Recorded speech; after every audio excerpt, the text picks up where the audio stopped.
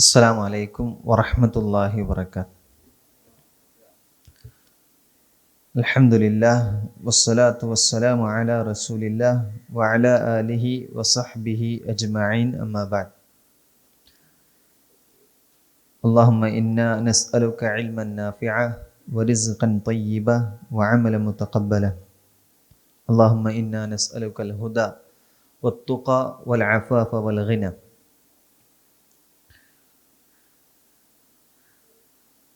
നമ്മൾ കഴിഞ്ഞ ക്ലാസ്സിൽ 39ഉം 40ഉം പാരായണം ചെയ്തു. അതിൽ 39 വരെയാണ് നമ്മൾ പറഞ്ഞത്. ഇൻഷാ അല്ലാഹ് 39ാമത്തെ ആയത്ത് ഓതിയിട്ട് ഇന്ന് 40, 41 ചർച്ച ചെയ്യാം. അഊദു ബില്ലാഹി മിനശ് ശൈത്വാനിർ റജീം.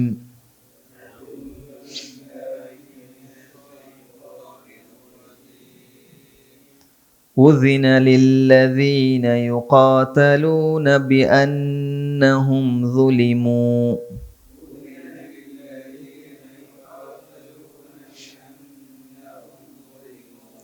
وإن الله على نصرهم لقدير.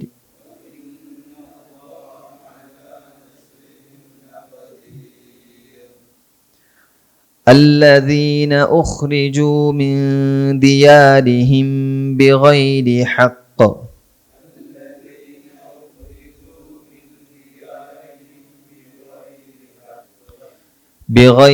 حق إلا أن يقولوا ربنا الله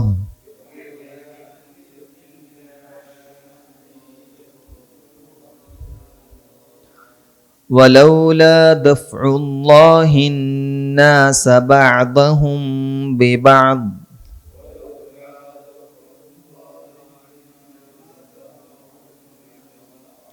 لهدمت صوامع وبيع وصلوات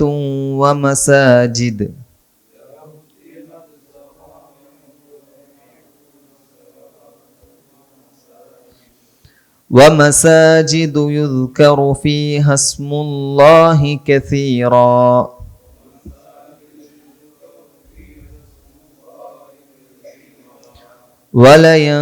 ولينصرن الله من ينصره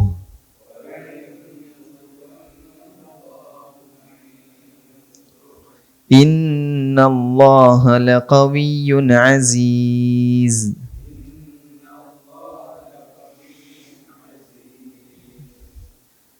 അപ്പോൾ ഇതിൽ കഴിഞ്ഞ ആയത്തിൽ നമ്മൾ പഠിച്ചത് യുദ്ധം, പിന്നെ അവർ ഇങ്ങോട്ട് ആക്രമിക്കപ്പെടുന്നു എന്നത് കാരണം അവരോട് ഇങ്ങോട്ട് യുദ്ധം ചെയ്യുന്നു എന്നതൊക്കെ കാരണത്താൽ അല്ലാഹു സുബ്ഹാനഹു വ തആല അവർക്ക് യുദ്ധത്തിന് അനുമതി നൽകി. പിന്നീട് ആ യുദ്ധത്തിന് അനുമതി നൽകിയിട്ടുള്ള വിഭാഗം ആളുകൾ എന്ത് തെറ്റാണ് ചെയ്തത് എന്ന് സൂചിപ്പിച്ചുകൊണ്ട്, അത് പഠിപ്പിച്ചുകൊണ്ടാണ് അല്ലാഹു സുബ്ഹാനഹു വ തആല 40ാമത്തെ ആയത്തിൽ നമ്മൾ പറയുന്നത്. അല്ലദീന ഉഖ്രിജൂ മിൻ ദിയാരിഹിം, അവരുടെ ഭവനങ്ങളിൽ നിന്നും പുറത്താക്കപ്പെട്ട യാതൊരു കൂട്ടർ. എന്താണ്? ബിഗൈരി ഹഖ്ഖിൻ ഇല്ലാ അൻ യഖൂലു റബ്ബുനല്ലാഹ്. അവർ ചെയ്ത തെറ്റ് ബിഗൈരി ഹഖ്ഖിൻ, യാതൊരു ന്യായവും കൂടാതെ അവരുടെ ഭവനങ്ങളിൽ നിന്നും പുറത്താക്കിയിട്ടുണ്ട്. ഇല്ലാ അൻ യഖൂലു റബ്ബുനല്ലാഹ്, അവരെന്തു പറഞ്ഞു? റബ്ബുനല്ലാഹ്, ഞങ്ങളുടെ രക്ഷിതാവ് അള്ളാഹു ആണ് എന്ന് പറഞ്ഞ ആ ഒരു കാരണത്താലാണ് എന്താക്കിയിട്ടുള്ളത്? അവരെ പുറത്താക്കിയിട്ടുള്ളത്. വലൗല ദഫ്ഉല്ലാഹി, വലൗല ഇല്ലായിരുന്നുവെങ്കിൽ, ദഫ്ഉല്ലാഹി അള്ളാഹുവിന്റെ തടയൽ, അന്നാസ ജനങ്ങളെ, ബഅദഹും ബിബഅദിൻ ചിലരെ മറ്റു ചിലരെ കൊണ്ട് അല്ലാഹു സുബ്ഹാനഹു വ തആല ജനങ്ങളെ തടഞ്ഞിട്ടില്ലായിരുന്നുവെങ്കിൽ, ലഹുദ്ദിമത് പൊളിച്ചു തകർക്കപ്പെടുമായിരുന്നു. സവാമിഉ, സവാമിഉ എന്ന് പറഞ്ഞാൽ സന്യാസ മഠങ്ങൾ. അതുപോലെ തന്നെ വബിയഉ, ക്രിസ്തീയ ദേവാലയങ്ങൾ.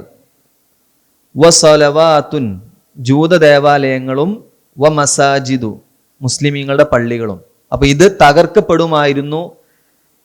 എന്താണ് ആ പള്ളിയുടെ പ്രത്യേകത? അതല്ലെങ്കിൽ മുന്നേ പറഞ്ഞിട്ടുള്ള സന്യാസ മഠങ്ങളാകട്ടെ, ക്രിസ്തീയ ദേവാലയങ്ങളാകട്ടെ, അതല്ലെങ്കിൽ ജൂത ദേവാലയങ്ങളാകട്ടെ, ഏതുമാകട്ടെ, അവിടെയൊക്കെ യുദ്കറു ഫീഹ ഇസ്മുല്ലാഹി കസീറ, യുദ്കറു പറയപ്പെടുന്നുണ്ട്, ഇസ്മുല്ലാഹി ഫീഹ അതിൽ അവയിൽ ഇസ്മുല്ലാഹ് അള്ളാഹുവിന്റെ നാമം കസീറ ധാരാളമായി, അള്ളാഹുവിന്റെ നാമം ധാരാളമായി സ്മരിക്കപ്പെടുന്ന പറയപ്പെടുന്ന ആ ഒരു ദേവാലയങ്ങൾ മുഴുവൻ തകർക്കപ്പെടുമായിരുന്നു. വലയൻസുറന്നല്ലാഹു നിശ്ചയമായും അള്ളാഹു സഹായിക്കും, മയ്യൻസുറുഹു ആരെയാണ്?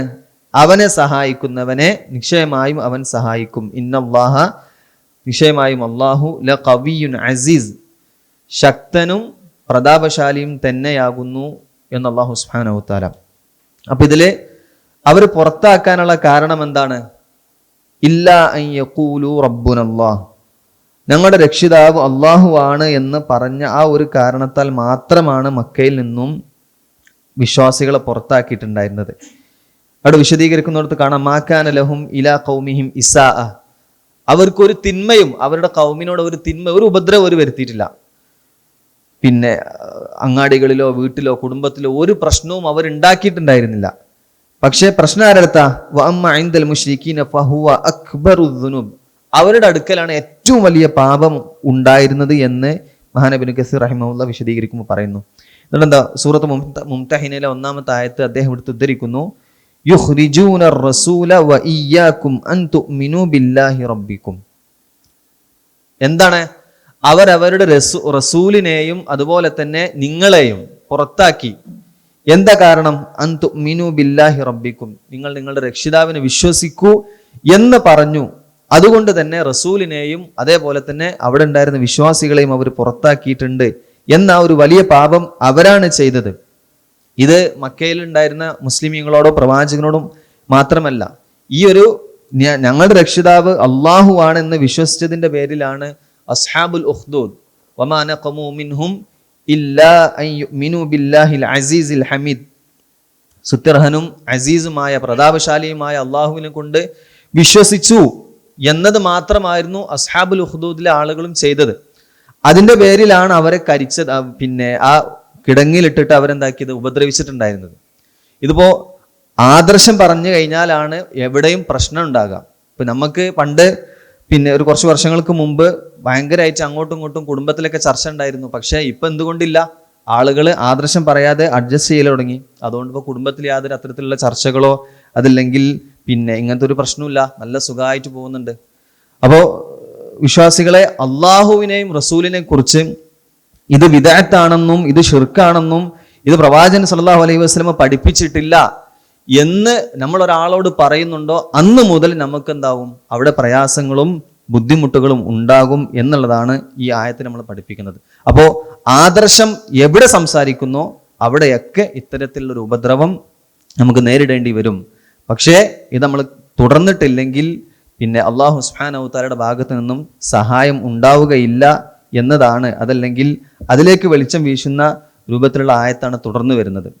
ഇൻഷാ അല്ലാഹ് നമുക്ക് അവിടേക്ക് വരാം. പിന്നെ വലൗലാ ദഫ്ഉല്ലാഹിൻ നാസ, എന്നിട്ട് അള്ളാഹു സുബ്ഹാനഹു വ തആല ഇവിടെ പറയുകയാണ്, ജനങ്ങളെ ഉപയോഗിച്ചുകൊണ്ട് അള്ളാഹു സുബ്ഹാനഹു വ തആല പരസ്പരം അങ്ങോട്ടും ഇങ്ങോട്ടും തടയൽ ഉണ്ടായിരുന്നില്ല എങ്കിൽ എന്തുണ്ടാകും? അവിടെ പിന്നെ അള്ളാഹുവിനെ സ്മരിക്കുന്ന ഏത് വിഭാഗമാകട്ടെ ആളുകളുടെ പിന്നെ ദേവാലയങ്ങളൊക്കെ തകർക്കപ്പെടും. ഇപ്പൊ മൂസാ നബി അലൈഹി ഇസ്ലാമിന്റെ കാലത്ത് ഉണ്ടായിരുന്ന ജൂതന്മാരുടെ ദേവാലയം അന്നത്തെ വിശ്വാസികൾ ഉപയോഗിച്ച് അള്ളാഹു സുബ്ഹാനഹു വ തആല അവിടെ എന്താക്കിയതാണ്? തടഞ്ഞതാണ്. ഈസാ നബി അലൈഹി ഇസ്ലാമിന്റെ കാലത്ത് പിന്നെ അള്ളാഹു സുബ്ഹാനഹു വ തആല നസാറാക്കൾ അത് തടഞ്ഞു. അതുപോലെ തന്നെ മുസ്ലിമീങ്ങളതും ഈ ഒരു കാലഘട്ടത്തിൽ അത് തടയുന്നു. ഇങ്ങനെ വിശദീകരിച്ച പണ്ഡിതന്മാരുണ്ട്. ഇനി പിന്നെ മുസ്ലിം രാജ്യത്ത് നിലനിൽക്കുമ്പോൾ തന്നെ അവർക്ക് ജിസിയ നൽകിയിട്ട്, നികുതി നൽകിയിട്ട് അവിടെയുള്ള ആളുകൾക്ക് എന്താക്കാൻ പറ്റും? അവിടെ ജീവിക്കാൻ പറ്റും, അവിശ്വാസികളായിട്ടുള്ള ആളുകൾക്ക്. അപ്പൊ അവരുടെ ദേവാലയങ്ങൾ സംരക്ഷിക്കുക എന്നുള്ളത് ആരുടെ ഉത്തരവാദിത്ത? അവരെ സംരക്ഷിക്കുക എന്നുള്ളത് ആരുടെ ഉത്തരവാദിത്തമാണ്? മുസ്ലിമീങ്ങളുടെ ഉത്തരവാദിത്തമാണ്. അത് എങ്ങാനും അവർ സംരക്ഷിച്ചിട്ടില്ല എങ്കിൽ, അള്ളാഹു സുബ്ഹാനഹു വ തആല മുസ്ലിമീങ്ങളെ മുജാഹിദീങ്ങളെ ഉപയോഗിച്ച് സംരക്ഷിച്ചിട്ടില്ലെങ്കിൽ ഇതൊക്കെ എന്താവും?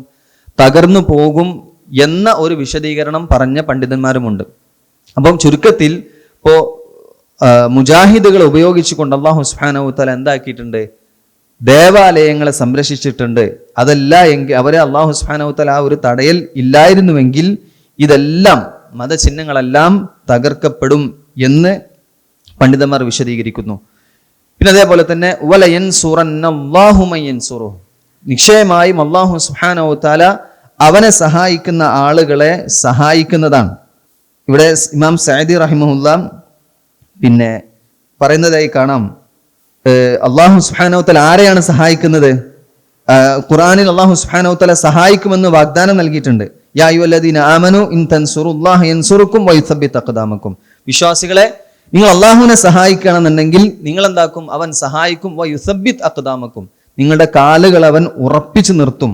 അതുപോലെ തന്നെ സൂറത്ത് നൂറിൽ അല്ലാഹു സുബ്ഹാനഹു വ തആല വാഗ്ദാനമായി പറഞ്ഞത് വഅദല്ലാഹു അല്ലദീന ആമനു മിൻകും വഅമിലുസ് സാലിഹാത്ത്, വിശ്വസിക്കുകയും സൽക്കർമ്മങ്ങൾ ചെയ്യുകയും ചെയ്യുന്ന ആളുകൾക്ക് ലയസ്തഖ്ലിഫന്നഹും ഫിൽ അർദി കമസ്തഖ്ലഫല്ലദീന മിൻ ഖബ്ലിഹിം, മുന്നേയുള്ള ആളുകൾക്ക്, മുന്നേ കഴിഞ്ഞു പോയ സമുദായത്തിന് പ്രാതിനിധ്യം നൽകിയതുപോലെ നിങ്ങൾക്കും പ്രാതിനിധ്യം നൽകും. എന്താണ് ചെയ്യാനുള്ളത്? അവിടെ വിശ്വസിക്കുകയും സൽക്കർമ്മങ്ങൾ ചെയ്യുകയും ചെയ്യുക എന്നുള്ളതാണ്. ഇങ്ങനെ ചെയ്യുന്ന ആളുകൾ അല്ലാഹു സുബ്ഹാനഹു വ തആല സഹായിക്കും. നിശ്ചയമായും ഇന്നല്ലാഹ ലഖവിയ്യുൻ അസീസ്, തീർച്ചയായും അല്ലാഹു സുബ്ഹാനഹു വ തആല ശക്തിവാനാണ്, അതുപോലെ തന്നെ അസീസാണ്, പ്രതാപശാലിയാണ്. ഇവിടെ കവി കൊണ്ട് മനസ്സിലാക്കേണ്ടത് അള്ളാഹുവിൻ്റെ ശക്തി അങ്ങേയറ്റം പരിപൂർണമുള്ളതാണ്. ഇപ്പൊ നമ്മളെ സംബന്ധിച്ചിടത്തോളം നമുക്ക് ആരോഗ്യം ഉണ്ടെങ്കിൽ ഒരു കാര്യം ചെയ്യാൻ പറ്റുള്ളൂ. പക്ഷേ അല്ലാഹു സുബ്ഹാനഹു വ തആലക്ക് അത്തരത്തിലുള്ള ഒരു ന്യൂനതകളുമില്ല.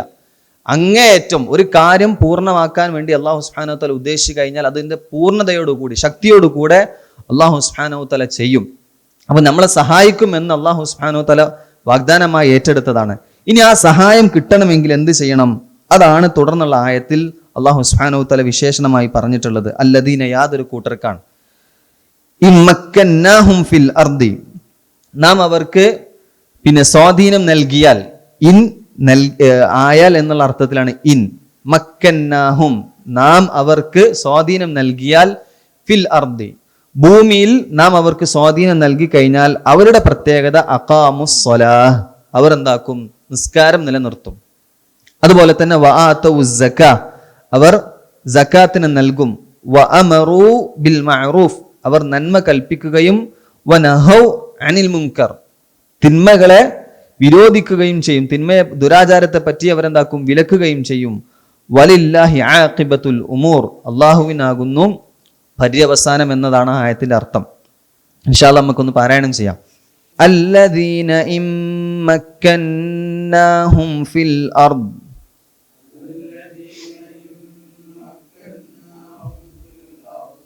അഖാമുസ് സ്വലാത വആതഉസ് സകാഹ്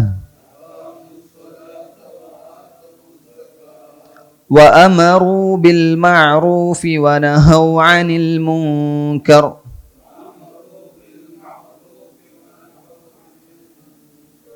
വലില്ലാഹി ആഖിബത്തുൽ ഉമൂർ. ഒന്നുകൂടെ, അല്ലദീന ഇമ്മക്കന്നാഹും ഫിൽ അർദി അഖാമുസ് സ്വലാത വആതഉസ് സകാഹ്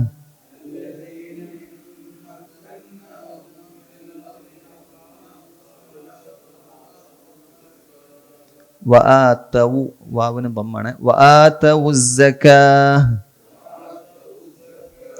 വഅമറൂ ബിൽ മഅറൂഫി വനഹൗ അനിൽ മുൻകർ